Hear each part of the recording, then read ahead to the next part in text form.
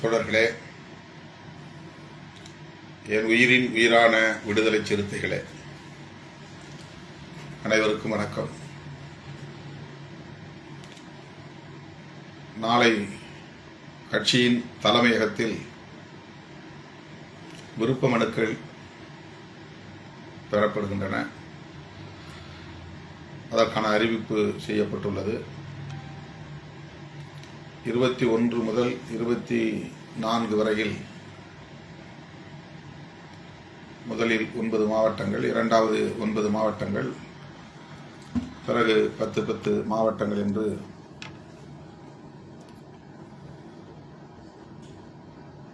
அறிவிக்கப்பட்டுள்ளன. ஒரே நாளில் 38 மாவட்டங்களை சார்ந்தவர்களும் வந்து இங்கே குவிந்தால் இட நெருக்கடி கடுமையாக இருக்கும். ஆகவே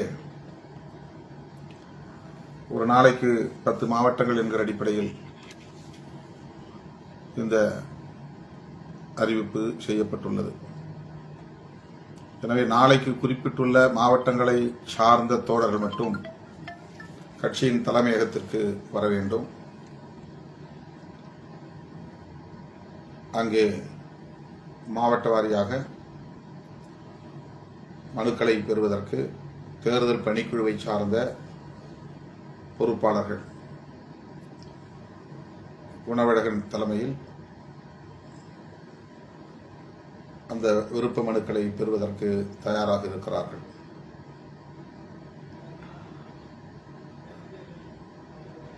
விருப்ப மனுக்களை வழங்குவதற்கு முன்னதாக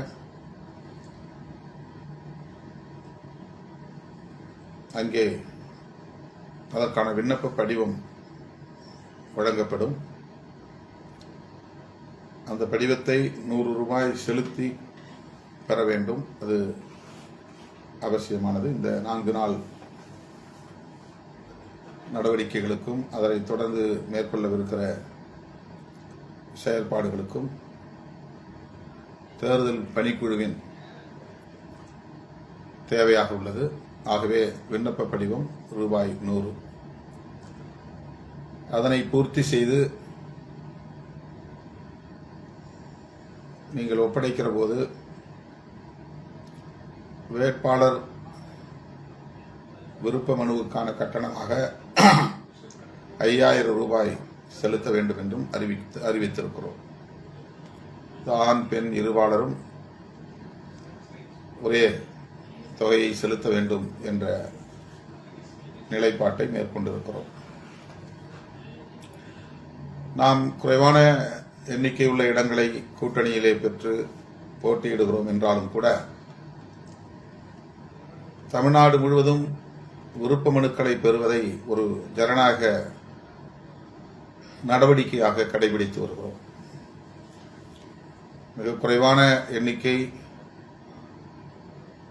அதில் எப்படி ஆயிரக்கணக்கானோர் போட்டியிட விருப்ப மனு சமர்ப்பிக்க முடியும் என்ற கேள்வி எழும். அது உங்களுக்கும் தெரியும், எனக்கும் தெரியும். ஆனாலும் கூட இது ஒரு ஜனநாயக நடைமுறை. எந்தெந்த தொகுதிகளில் இருந்து யார் யார் போட்டியிடுவதற்கான வாய்ப்பளிக்க வேண்டும் என்று விரும்புகிறார்கள் என்பதை அதன் மூலம் நாம் அறிய முடியும். அடுத்து அந்த உணர்வு தொகுதிகளில், சட்டமன்ற தேர்தல்களில், அந்த குறிப்பிட்ட நமக்கென ஒதுக்கப்படுகிற தொகுதிகளில்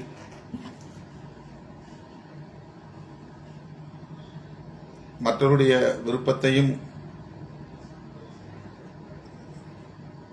கேட்டுக்கொள்வதற்கு அல்லது தெரிவிப்பதற்கு இடமளிக்கிற ஒரு நடவடிக்கை. உங்கள் விருப்பம் என்ன என்று தலைமை கேட்டுக்கொள்ளவும், எனக்கு விருப்பம் இருக்கிறது என்று தெரிவிக்கவும் இயக்க தோழர்களுக்கு,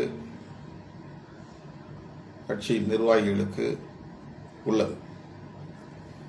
ஆக அதை அனுமதிப்பது என்பது ஒரு ஜனநாயக நடைமுறை.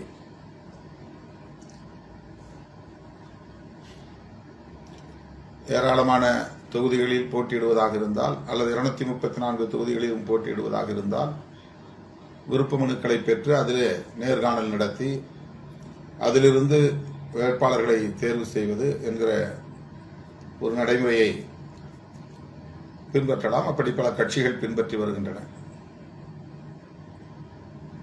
நாம் ஒரு கூட்டணியில் இருக்கிறோம், மெகா கூட்டணியில் இருக்கிறோம், 23 கட்சிகள் அங்கம் வகிக்கிற கூட்டணியில் இருக்கிறோம். அதனால் நாம் போட்டியிடுவதற்கான வாய்ப்புள்ள தொகுதிகளின் எண்ணிக்கை குறைவானதுதான் அனைவரும் அறிந்த உண்மை. என்றாலும் கூட இந்த தொகுதிகளை கேளுங்கள் என்று அந்த தொகுதிகளை சார்ந்த பொறுப்பாளர்கள் இந்த விருப்ப மனுவை தாக்கல் செய்யும் போது உணர்த்துவதாக, இதை கேளுங்கள் என்று உணர்த்துவதாக அமையும். இந்த விருப்ப மனுக்களை பெற்ற பிறகு நேர்காணல் நடத்துவோம் என்கிற நிலை 2016 இருந்தது. நேர்காணல் அப்படி நடத்தினோம். இப்போது அந்த சூழல் இல்லை. நேர்காணலுக்கு வாய்ப்பில்லை. கட்சியின் தலைவர் என்கிற முறையில்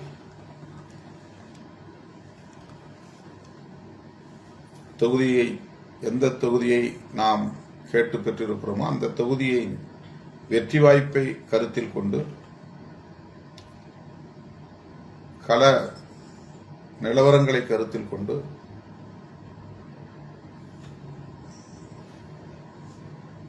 கட்சிக்கு நம்பிக்கைக்குரியவர்களாக நீண்ட காலமாக பணியாற்றக்கூடியவர்களையும் அங்கீகரிக்க வேண்டும் என்கிற நிலைப்பாட்டையும் கருத்தில் கொண்டு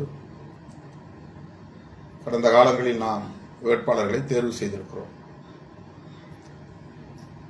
இப்போதும் அப்படி தேர்வு செய்யக்கூடிய அதிகாரம் கட்சி தலைவர் என்கிற முறையில் கட்சி வழங்கியிருக்கிறது. அந்த அதிகாரம் ஒரு தலைமைக்கு உண்டு. அந்த வகையில் நான் வேட்பாளர் தேர்வை விருப்ப மனு பெறுகிற அந்த ஜனநாயக நடைமுறை தொடர்ந்து பின்பற்றப்பட்டால்தான் கட்சி பொறுப்பாளர்களுக்கு ஜனநாயகத்தின் வலிமையை உணர்ந்து கொள்ள முடியும். நான் இந்த தொகுதிக்கு விருப்ப மனு அளித்தேன் என்பது ஒரு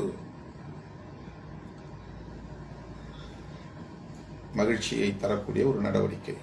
இந்த தொகுதியில் அந்த தொகுதி நமக்கு கிடைக்கிறதோ இல்லையோ, கிடைக்காவிட்டாலும் ஒருவேளை கிடைத்த தொகுதியாக இருந்து அந்த தொகுதியில் போட்டியிடுகிற வாய்ப்பு கிடைக்கிறதோ இல்லையோ, கிடைக்காவிட்டாலும் விடுதலை சிறுத்தைகள் கட்சியில் தொகுதி கேட்டு விண்ணப்பம் செய்தோம் என்கிற ஒரு நடைமுறை. அது விண்ணப்பம் செய்யக்கூடியவர்களுக்கு நாம் அளிக்கிற ஒரு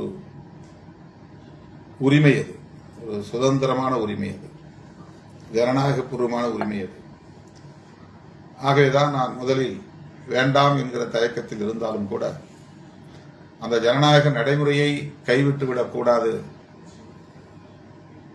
வேட்புமனு, அதாவது விருப்ப மனு தாக்கல் செய்ய விரும்புகிறவர்களுக்கான அந்த வாய்ப்பை நாம் தவிர்க்கக்கூடாது, தடுக்கக்கூடாது என்கிற அடிப்படையில் தான் இந்த விருப்ப மனுக்களை பெறுகிற ஒரு ஜனநாயக நடைமுறையை நாம் பின்பற்றுகிறோம். நாளை தொடங்குகிறது. இதிலே நான் சொல்ல வருகிற செய்தி, இந்த 5000 ரூபாயை பணமாக கொடுக்காமல் டிடி டிமாண்டை பெற்று தலைமையகத்தில், ஆனால் நமக்கு சனி ஞாயிறு விடுமுறை, நாளையோ நாளை மறுநாளோ வங்கி விடுமுறை இருப்பதனால் டிடி எடுக்க முடியாத ஒரு சூழல். 23, 24 திங்கள், செவ்வாய் ஆகிய கடைசி 2 நாட்கள். அந்த நாட்களில் எந்தெந்த மாவட்டங்கள் வர வேண்டும் என்று அறிவிக்கப்பட்டிருக்கிறதோ அந்த மாவட்டங்களை சார்ந்தவர்கள், அதுவிலும் குறிப்பாக திங்கட்கிழமை வரக்கூடிய மாவட்டங்களை சார்ந்த தோழர்கள், நாளையும் நாளை மறுநாளும் வரக்கூடிய தோழர்களுக்கு வங்கியில் இந்த வரைவோலையை, கேட்பு வரைவோலையை, டிமாண்ட் டிராப்ட் டிடி பெறுவதற்கு சிக்கல் இருக்கிறது. நாளைக்கு வரக்கூடியவர்கள் கூட இன்றைக்கு எடுத்திருப்பார்கள். இன்றைக்கு வெள்ளிக்கிழமை ஒர்க்கிங் டே, வேலை நாள். ஆகவே நாளைக்கு வரவிருக்கிற மாவட்டங்களை சார்ந்த தோழர்கள் இன்றைக்கு டிடி எடுத்து விருப்ப மனுவை இணைத்து கொடுக்க வாய்ப்பு இருக்கிறது. சிலருக்கு அந்த வாய்ப்பு இல்லாமல் கூட போயிருக்கலாம், வங்கிக்கு போக வாய்ப்பு இல்லாமல் இருந்திருக்கலாம், அல்லது பணத்தை ஏற்பாடு செய்ய முடியாமல் போயிருக்கலாம். எனவே இன்றைக்கு வங்கிக்கு சென்றவர்கள் நாளைக்கு டிடியோடு வர வாய்ப்பு இருக்கிறது. வங்கிக்கு செல்ல முடியாதவர்கள் நாளைக்கு வரும்போது கையில் பணத்தோடு வந்து நீங்கள் செலுத்தலாம். ஏன் டிடி கேட்கிறோம் என்றால், பணமாக பெற்று அதை நாம் தேர்தல் ஆணையத்திற்கு கணக்கு வழக்கு காட்டுகிற போது யார் என்ன விவரம் என்கிற முழுமையான தகவலை பதிவு செய்ய வேண்டியிருக்கிறது. அது ஒன்றும் பெரிதல்ல. ஆனாலும் கூட வங்கி வழியாக இந்த டிடி கேட்பு வரைவோலையை பெற்று அதன் மூலம் கட்டணத்தை செலுத்தினார். ஆடிட் செய்வதற்கு அல்லது தணிக்கை செய்வதற்கு அவர்களுக்கும் அந்த அதிகாரிகளுக்கும் இலகுவாக அமைந்துவிடும், நமக்கும் பிரச்சனை இல்லாமல் போகும். ஒரு அரசியல் கட்சிக்கு எவ்வளவு வேண்டுமானாலும் நன்கொடை தரலாம் என்பது நமது சட்டத்தில் உள்ளது. 20,000 உட்பட்ட தொகையை அளிக்கிற போது அதற்கு எந்த பிரச்சனையும் வராது. அதற்கு மேலே தருகிற போது, 25,000 மேலே தருகிற போது அல்லது 20,000 மேலே தருகிற போது கொடுப்பவர் யார், அவர் எதற்காக கொடுத்தார், அவருக்கு என்ன பின்னணி, இந்த தொகையை செலுத்துவதற்கு அவருக்கு ஏதேனும் வருமான தகுதி இருக்கிறதா என்று அந்த துறையை சார்ந்த அதிகாரிகள் ஆய்வு செய்வதற்கு சட்டம் இடம் தருகிறது. ஆகவே நன்கொடை அளிப்பவர்களுக்கு அது ஒரு இடையூறாக அமைந்துவிடக்கூடாது. நாளைக்கு அவர்களை சம்பந்தப்பட்ட அல்லது தொடர்புடைய துறையை சார்ந்த அதிகாரிகள், விடுதலை சிறுத்தைகள் கட்சிக்கு நீங்கள் பணம் கொடுத்ததாக சமூக ஊடகத்தில் பார்த்தோம், எவ்வளவு பணம் கொடுத்தீர்கள், அந்த பணம் உங்களுக்கு எங்கிருந்து வந்தது, இவ்வளவு தொகையை கொடுக்க உங்களுக்கு என்ன வருமானம், இதையெல்லாம் அவர்கள் ஒரு கேள்வியாக எழுப்பக்கூட வாய்ப்பு இருக்கு. ஆகவே அதற்கெல்லாம் இடம் தராமல் நாம் டிடி அல்லது செக் மூலமாக கட்டணத்தை செலுத்திவிட்டால் அல்லது ஜிபே மூலமாக கட்டணத்தை செலுத்திவிட்டால் அவர்கள் இதை ஒரு கேள்வியாக எழுப்ப வாய்ப்பில்லை. இந்த காரணங்களுக்காகத்தான் எந்த நன்கொடை அளித்தாலும் வங்கி காசோலையாகவோ அல்லது கேட்பு வரைவோலையாகவோ கட்சியின் பெயரில் விடுதலை சிறுத்தைகள் கட்சி VCK, சில தோழர்கள் விடுதலை சிறுத்தைகள் கட்சி என்று எழுதுகிற போது சிறுத்தைகள் என்று வந்தால் SI போட்டு விடுகிறார்கள். SIRUTHAIGAL என்று சிறுத்தைகள் என எஸ் முன்னெடுத்து போட்டு விடுகிற நிலை இருக்கிறது. V அதுதான் விடுதலை, C அதுதான் சிறுத்தைகள், K அதுதான் கட்சி. VCK என்பதிலேயே C இருக்கிறது. எனவே சிறுத்தைகள் என்று வருகிற போது நீங்கள் CHIRUTHAIGAL என்று எழுத வேண்டும். தமிழ் எழுதுகிற போது விடுதலை சிறுத்தை கட்சி என்று பலர் சொல்லுகிறார்கள், எழுதுகிறார்கள். விடுதலை சிறுத்தைகள் கட்சி அப்படின்னு எழுதணும். சிறுத்தைகள் என்ற அந்த பன்மை என்பது நம்முடைய கட்சியின் பெயர், சிறுத்தைகள் கட்சி. ஆகவே இயக்க தோழர்கள் தொகுதி கோரி விருப்ப மனு செய்யக்கூடிய தோழர்கள் முடிந்தால் டிடியோடு வாருங்கள், முடியவில்லை என்றால் பணமாக செலுத்துங்கள், அதுக்கு ஒன்றும் பிரச்சனை இல்லை. 20,000க்குள்ளே நீங்கள் கொடுக்கிற போது அது ஒரு கேள்வியாக மாறாது. யாரும் அதை கேள்விக்குள்ளாக்க இடமில்லை. எனவே இந்த 4 நாட்களில் அந்த விருப்பமனுக்கான கட்டணம் செலுத்துகிற தோழர்கள் குழப்பமடைய தேவையில்லை. முடிந்தால் டிடியோடு வாருங்கள், இல்லையே அந்த கட்டண தொகையோடு பணமாகவே செலுத்துங்கள், பிரச்சனை இல்லை. இது உங்களுடைய பதிவுக்காகத்தான். பணம் செலுத்தியதனால் நேர்காணல் நடக்கும், நேர்காணல் நடந்தால் தொகுதி கிடைக்கும் என்கிற நிலை இல்லை.